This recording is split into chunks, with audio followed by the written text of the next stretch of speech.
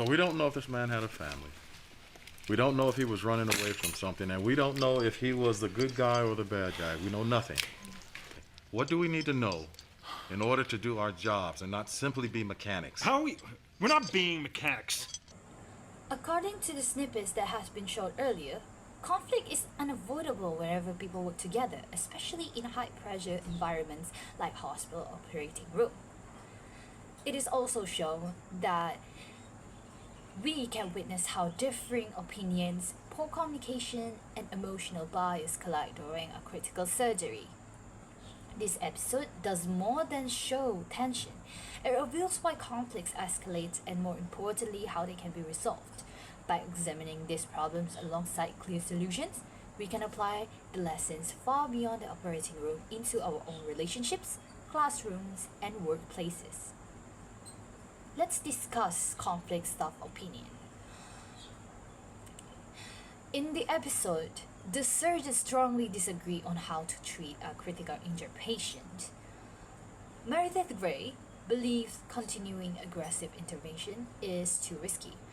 Owen Hunt and Richard Weber believe pushing forward gives the patient a fighting chance. This conflict of opinion arises because each doctor brings different experiences, priorities, and risk perceptions. Rather than calmly comparing viewpoints, the disagreement becomes tense and competitive. Each surgeon is focused on defending their own perspective instead of understanding others. This mirrors real life.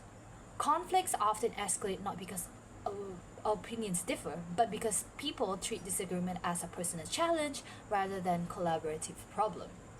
So what is the solution for this? A key solution to conflicts of opinion is creating space for structured discussion. Instead of asserting authority or dismissing others, each person should clearly explain why they hold their position. Others should respond with clarification questions, not immediate rebuttals. Decisions should be framed around shared goal, in this case, saving the patient. If the doctors had paused to systematically compare risk and benefits together, the conflict could have shifted from who is right to what is the best option collectively. The real-world application for this is in a group work or leadership situation. Establishing turn-taking, respectful debate, and shared objective helps transform disagreement into productive collaboration. Second, communication breakdown. As pressure mounts in operating room, communication begins to fail. Doctors interrupting one another, Meredith shuts down discussion by emphasizing rank, and important observation from Stephanie Edwards are ignored until she forcefully demands attention. This breakdown is not due to lack of information but lack of listening. Stress causes the surgeon to focus on speaking rather than hearing. As a result, valuable input is delayed and teamwork suffers. Communication breakdown like this is common in high-stress environments when urgency replaces clarity. So, the solution to this problem lies in active listening and communication discipline. Active listening involves giving full attention to the speakers, acknowledging what was said before responding, and encouraging input from all team members, regardless of rank. In the medical settings, this can be supported to clear verbal checks in, confirmation of instructions, and encouraging junior members to speak without fear.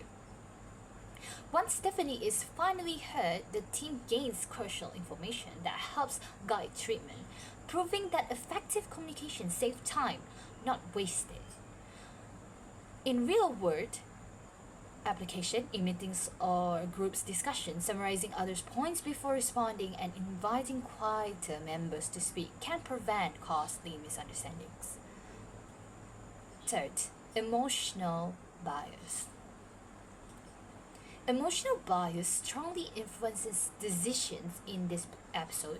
To cope with the stress, the doctors invent a backstory for the unidentified patient.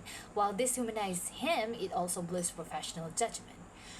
Additionally, Meredith's past trauma influences her risk tolerance. Owen's emotional responses push him towards aggressive action.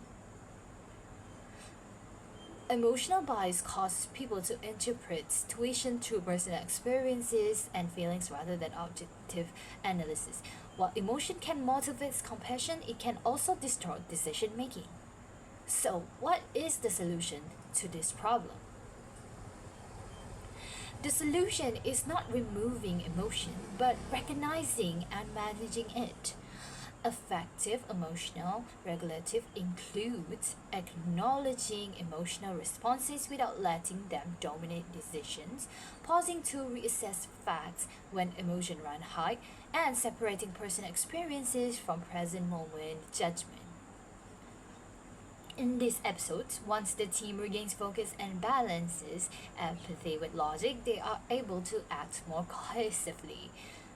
In real-world application, emotional charged situation, taking brief pause, naming one feelings, and refocusing on evidence help reduce bias reaction. 4. Integrating the solutions. When the surgeons begin to respect differing opinions, listen actively, and acknowledging emotional influence, the dynamic in the operating room changes. Conflict becomes cooperation, communication becomes clearer, and emotional bias becomes manageable rather than destructive. This demonstrates an important truth. Problems rarely exist in isolation, and neither do solutions. Addressing conflict, communication, and emotion together leads to stronger outcome than treating them separately. So, the conclusion in the room where it happened reminds us that conflict is not the enemy, unmanaged conflict is. By applying structured dialogue to resolve differing opinions, active listening to prevent communication and communication breakdown, and emotional awareness to reduce bias, we can turn moments of tension into opportunities for understanding and growth. Whether in an operating room, a classroom, or everyday life, solution begins when we choose to listen, reflect, and collaborate. Because real change doesn't happen by chance. It happens in the room where it happens. And that's it from me. Thank you.